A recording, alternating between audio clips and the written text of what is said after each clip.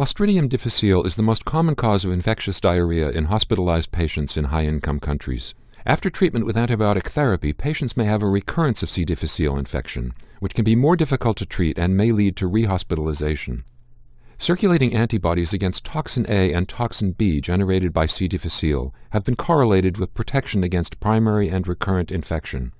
MODIFY-1 and MODIFY-2 are two international randomized double-blind placebo-controlled trials investigating the effect of monoclonal antibodies against C. difficile toxins to prevent recurrent infection. Investigators evaluated Bezlotoxumab and Bezlotoxumab, two fully human monoclonal antibodies that bind and neutralize C. difficile toxins A and B respectively.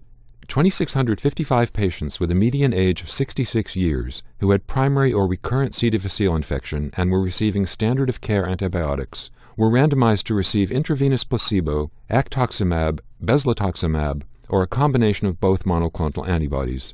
The primary endpoint was the proportion with recurrent C. difficile, a new episode after successful treatment of the initial infection, over 12 weeks of follow-up. After an interim analysis, enrollment in the Bezlotoxumab group was stopped owing to higher rates of recurrent C. difficile infection than in the combination monoclonal antibody group.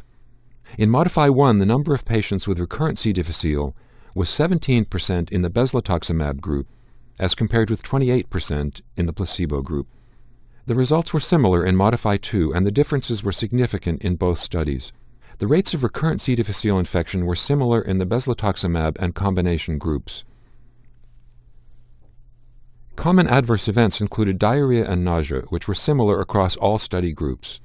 The authors conclude that among patients receiving standard of care antibiotics for primary or recurrent C. difficile infection, Bezlotoxumab alone or in combination reduced recurrent C. difficile infection rates as compared with placebo. Full trial results are available at nejm.org.